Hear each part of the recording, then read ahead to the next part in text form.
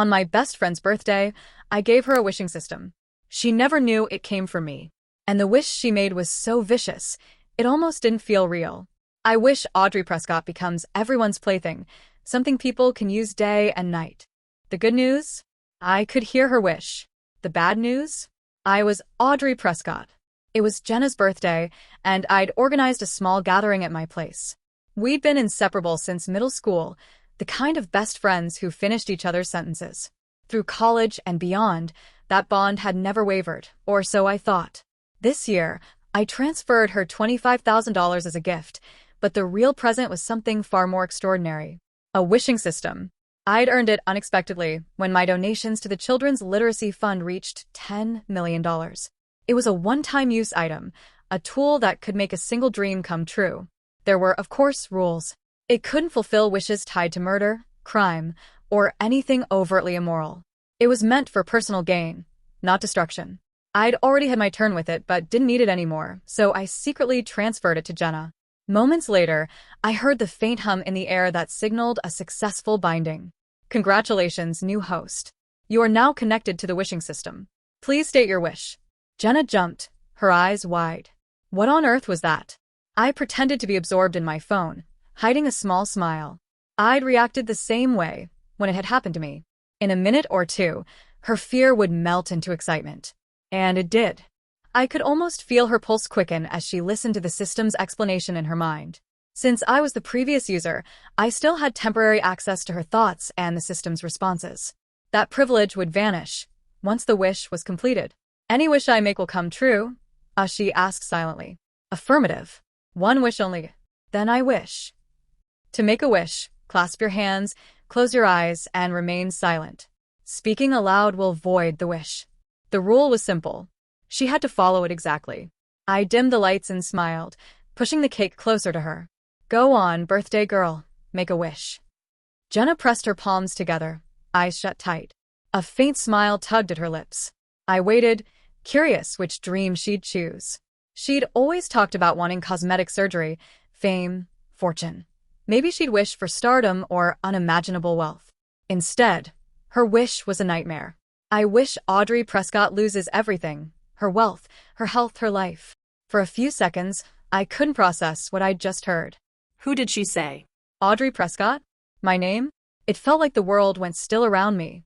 The system's voice broke the silence in Jenna's head. Invalid. Multiple wishes detected. Please select one. She frowned, irritated. Only one? Fine. Then I wish Audrey Prescott is ruined. Then, with sick delight, she added, I wish she's gangbanged. I froze. My mind went blank. What kind of monster had I befriended? This was Jenna, my best friend, the person I'd trusted for years. How could she wish something so vile on me? Images flashed through my head, our sleepovers, our laughter, her calling me her sister. Every memory now felt tainted, fake. The small, satisfied curve of her mouth made my stomach twist. Had she always hated me? Rage surged inside me. I almost lunged forward to interrupt the ritual, but then the system spoke again. Wish rejected. Prohibited content detected. Jenna's frustration spilled over. What's her problem? You're supposed to grant wishes. Relief washed over me. At least the system had boundaries. It couldn't carry out depraved requests. But my relief didn't last long. Then make Audrey Prescott be forced to sleep with multiple men. There are 325,478 individuals named Audrey Prescott. Please specify your target. My best friend. Audrey Prescott, my best friend. Wish rejected. A criminal intent detected. Her face remained calm, eyes still shut, but her thoughts were venomous. My blood ran cold. Our other friends started to murmur impatiently. Jenna, what's taking so long?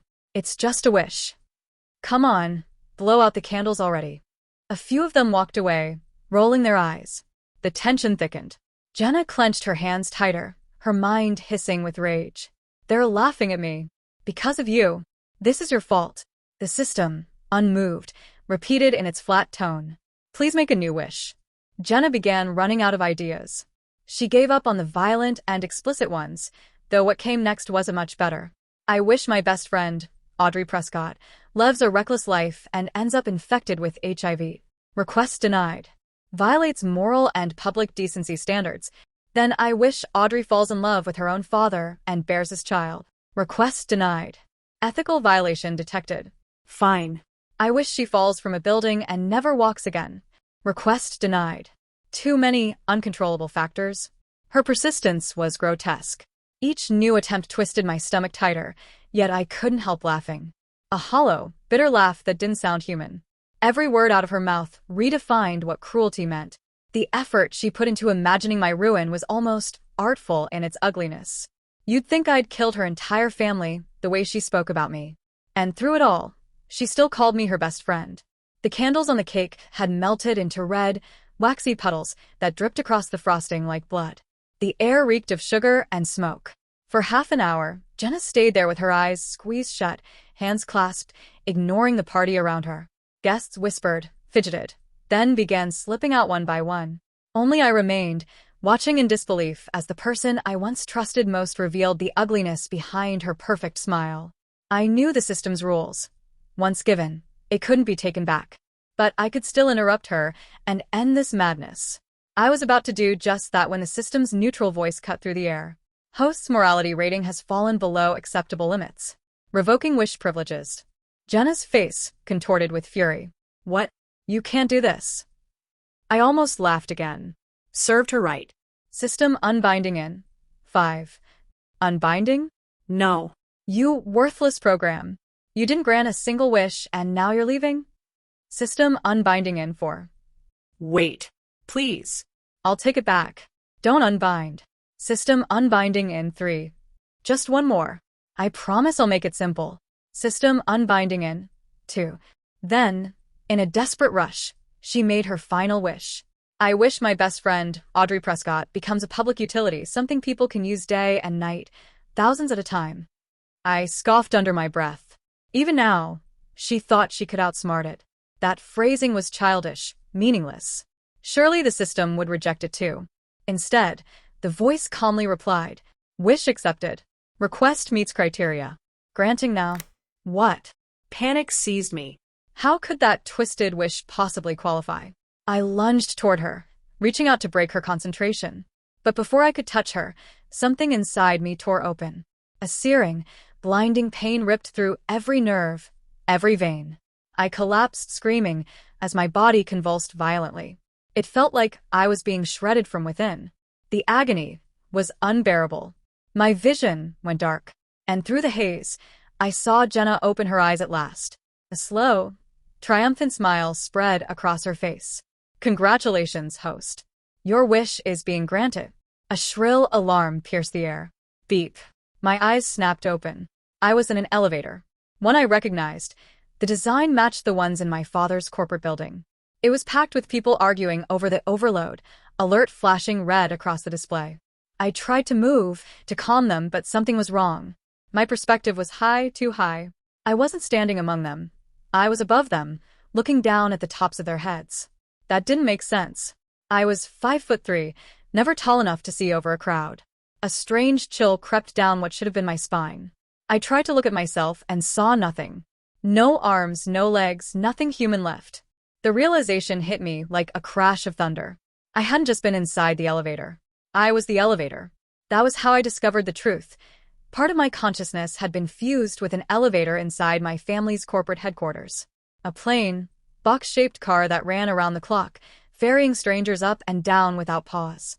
Meanwhile, my physical body lay unconscious in a hospital room. Through a haze of half-dream and half-awareness, I could hear voices hovering nearby. Jenna's voice stood out the clearest. System, when exactly will the wish take effect? Then her laughter, dripping with venom. I can't wait to watch her being used by everyone. I'll record it and show the world what kind of filthy woman she truly is. The system ignored her taunts and simply answered her first question. Within the next 24 hours, Audrey Prescott will have countless people entering and leaving her at the Apex building. Jenna gasped, then giggled with cruel delight. The Apex building? Isn't that her family's headquarters? That place is full of her father's employees. So the wish will come true there? Perfect. Her laughter filled the room. I'd better plant some cameras before she wakes up. Everyone should see what she's become. Her voice faded as she left, giddy with malice. Moments later, she entered the elevator, entered me. She smiled and greeted our colleague sweetly, pretending to be the same old friend everyone knew. Her wish had come true in the most twisted way imaginable. People were going in and out of the elevator, unaware that it was now me. And though the system's built-in morality had spared my human body from literal violation, it hadn't stopped Jenna's intent to humiliate me publicly. She wanted to destroy me. Fine. Then I no longer needed to hold back. I began to test my new form, realizing that my consciousness wasn't just a passive observer. I could see, hear, and feel everything within this metal shell. More than that, I could control it. Jenna's own wish had turned me into something powerful. When the other passengers finally left, I shut the doors, killed the lights, and sent the car plunging from the 17th floor. Ah. Help me.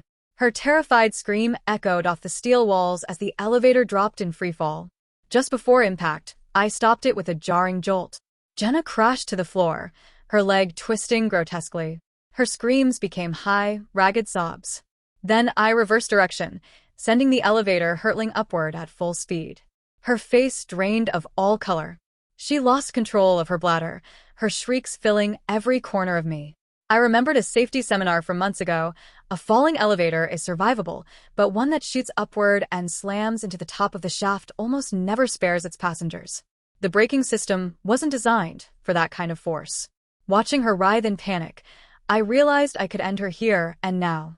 It would be easy. But no. Death was too merciful, and I couldn't stain my family's building with her blood. I halted the elevator smoothly, letting the maintenance crew pry open the doors. They carried her out, broken and trembling, to the hospital. But even confined to a wheelchair, she wasn't finished. Her hatred ran too deep.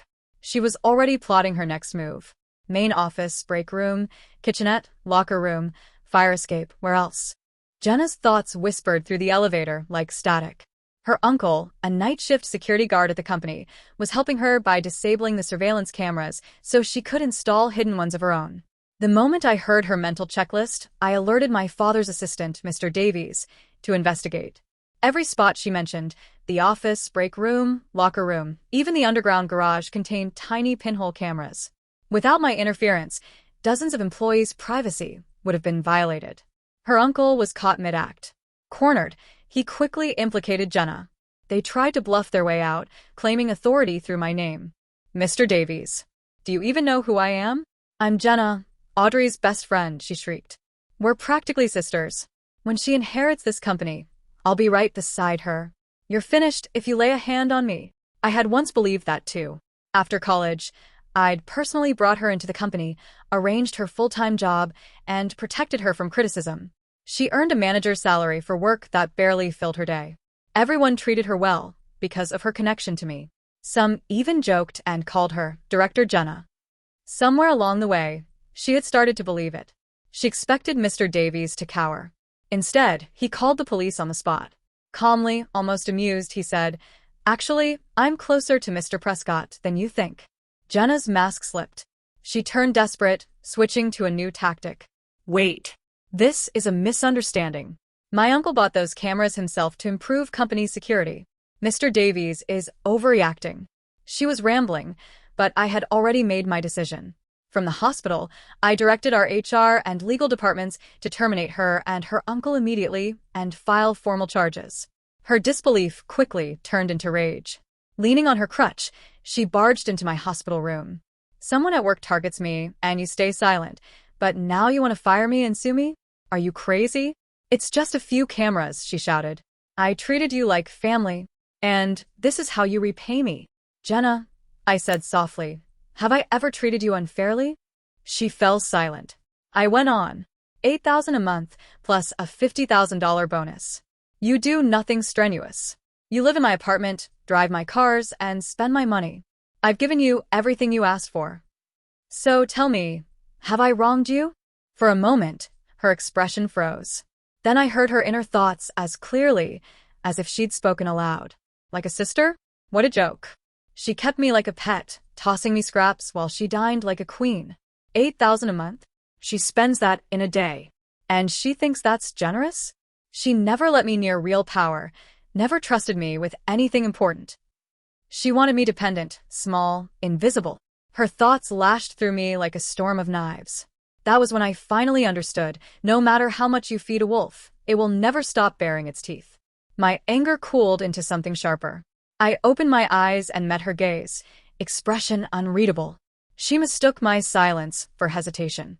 "Let's just drop this," she said quickly. "We can move past it, right?" I raised my hand and called Mr. Davies. "She's here with me. Have the police come and collect her." Jenna's face went slack. "Audrey, you wouldn't. You can't be serious." When she realized I was, her voice turned brittle, desperate. "Fine, I'll apologize. I'll never do it again. I'm sorry, okay? You happy now?" I said nothing. Her color drained away, replaced by pure hatred. "Fine. If that's how you want it, we're done," she spat. "You'll regret this. I swear you will." The police arrived moments later and escorted her out. Because of her injuries, she was released soon after. But I no longer cared. She thought she'd seen the last of me. She was wrong. Because I just discovered something new. 2 more elevators in the building now carried a part of my consciousness. And both were close to Jenna. After losing her job, Jenna's mind boiled with rage. Every thought was a curse aimed at me, imagining dozens of ways I could be humiliated or harmed. Once she finished venting her wrath at me, she turned her fury on the wishing system. "This is all your fault. My leg is broken, my career is ruined, everyone is laughing at me. UV lied to me. You didn't grant my wish." The system ignored her outbursts. Its silence only drove her closer to a breakdown, until a new notification flashed. "New location unlocked. Within the next 24 hours, Audrey Prescott will have countless people passing through the Prescott." Jenna froze. "The Prescott? My building? She's bringing people to my property? How audacious." Within minutes, the fear and disbelief shifted into gleeful plotting. "It's not illegal to install cameras in my own place, right? She'll never guess I'll be out of custody in hours. Once I have this footage, she'll finally see me win." She laughed, unaware that her wish had been twisted into something she couldn't control. Meanwhile, I was becoming more proficient at controlling my elevator avatars. I was testing the 2 units at the Prescott, unmoved by her mental machinations. The Prescott was a small apartment building I owned near my former university. Jenna had moved in years ago, treating it as her own. Now it lay mostly empty, 1 elevator in service, giving me room to maneuver. As I prepared to switch the elevators to autopilot, I noticed someone entering. Jenna, alone, on the phone, full of excitement and anticipation. On the surface, she was composed, speaking like a charming host. But inside, her thoughts were venomous, fixated on revenge and humiliation. She had no idea the elevators were under my control. And they weren't going anywhere yet. Suddenly, a strange noise filled the elevator. Jenna stiffened. Her confident facade cracked. She pressed buttons, jiggled the doors, frantically tried the emergency system. Nothing responded. The elevator was frozen. Panic surged through her. She hit every control, yanked at the doors, shouted for help. Her confidence crumbled as reality sank in. She was trapped, powerless, and completely at my mercy. Sweat beaded on her forehead as desperation overtook her. Her fancy facade dissolved into pure fear. She tried everything, jumping, pushing, banging, but the elevator didn't budge. Her frustration turned into helplessness, and soon, her situation became chaotic. As she struggled, I switched the elevator to autopilot, leaving only the cameras active. The elevator glided slowly toward the 12th floor, its movement silent, controlled entirely by me. Voices from above filtered through the partially open doors. "Where's Jenna? She said she'd meet us here. I heard she got fired for planting cameras at Audrey's company." "Seriously? That's unbelievable." "Well, this elevator's moving finally. Looks like we'll see her soon." Jenna's head snapped toward the sound. Her expression drained of color. Fear gripped her as the reality of her situation hit. She was trapped, humiliated, and powerless to stop what was coming. The elevator doors slid open with a soft ding behind her. She couldn't escape, and she knew it. Her revenge fantasy had completely unraveled. Jenna's meltdown in the elevator shocked everyone nearby. The other elevator was out of service, the fire escape was locked, and the only working elevator had become her prison. Her friends froze, unsure how to react to her erratic behavior.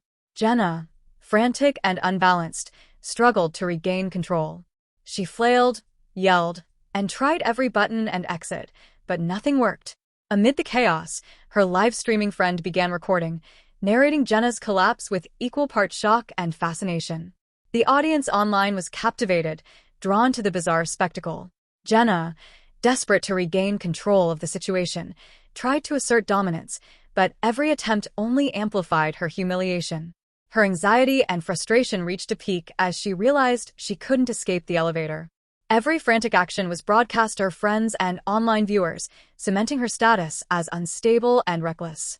Jenna's obsession with Audrey's supposed misdeeds consumed her. She demanded answers from the system, her thoughts spiraling into fury and confusion. "Where is Audrey? You said she was at the Prescott. Where? You ruined me. I'm going to get her." The system calmly displayed footage from the elevator, showing her own antics and obsession in vivid detail. The footage confirmed Audrey's control, leaving Jenna speechless.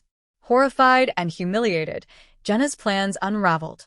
Her friends, still recording, watched as she tried to process the situation, realizing her schemes had backfired spectacularly. Jenna, unhinged and desperate, stormed through her apartment, her friends trailing behind to contain the chaos. She searched for Audrey, muttering incoherently about imagined slights.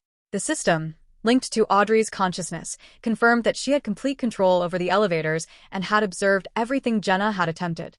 Jenna's rage boiled over, but even with her frenzy, she was powerless. Audrey calmly addressed Jenna through the elevator's speaker system, explaining that she had given Jenna access to the system to help her achieve reasonable wishes, but Jenna had abused it. Jenna, destabilized and enraged, refused to listen, repeating her accusations and attempting further sabotage. Audrey, unwavering, cut her off. She reclaimed her property, reversed Jenna's privileges, and instructed her to return everything she had received. Seeing the adjacent elevator restored, Jenna's friends scrambled to safety, while the footage of her meltdown was shared online, quickly going viral. Jenna became infamous, dubbed the elevator meltdown, a cautionary tale of obsession and hubris. In the end, the legal consequences caught up with her. Property damage and public endangerment charges resulted in a prison sentence, ensuring her dramatic schemes could not harm Audrey or anyone else again. In prison, Jenna had completely lost it. She obsessed over Audrey constantly, her thoughts a non-stop, chaotic stream of accusations and demands. "Audrey, I apologize. Get me out of here, and we'll call it even. Otherwise, I'll never stop. You won't sleep a wink again." Her manic ramblings made little impact on Audrey. Amid the constant mental chatter of the thousands of passengers she now served as an elevator, Jenna's screams barely registered. It was clear she had truly lost touch with reality. Meanwhile, Audrey's control over her avatars had grown exponentially. In less than 2 years, she had gained mastery over every elevator in the metropolitan area. Managing such a vast network was exhausting, and she soon left her father's company to start her own business, specializing in elevators and control systems. At first, the industry laughed at her, calling her a wealthy dilettante and dubbing her the elevator girl. They expected her to fail. But Audrey's system was flawless. Her elevators weren't just transportation, they were smart, responsive, and safe. They could alert authorities in emergencies, track security breaches, and even manage criminals or threats in real time. Her reputation grew quickly. The media soon hailed her as the elevator queen, an innovator who had transformed an overlooked industry into a high-tech marvel. News of Audrey's success drove Jenna insane. In prison, she fantasized wildly. "If it wasn't for me, she wouldn't be the elevator queen. Thank me. I should be rich and famous. I should be the elevator queen." But the system ignored her. It reminded her coldly. "Host has already used their one and only wish. Wishing eligibility is permanently revoked." Without her wish, Jenna's fantasies remained just that, endless, unfulfilled, and increasingly absurd. She spent her days lost in her own delusions while Audrey quietly expanded her empire, growing stronger and more capable. Months later, the system confirmed that Audrey's network had reached its maximum expansion. Jenna's screams no longer reached her. The system vanished. Audrey's abilities remained intact, and her influence only grew. As a precaution, Audrey made a generous donation, securing goodwill and cementing her position. Then, almost ceremoniously, a new wishing system appeared, binding to her. "Congratulations, host. You have successfully bound to the wishing system. This system will grant you one wish. Please make your wish. Audrey smiled, calm and confident. She had finally earned the power to choose, and this time, nothing, not even Jenna's chaos, could stand in her way.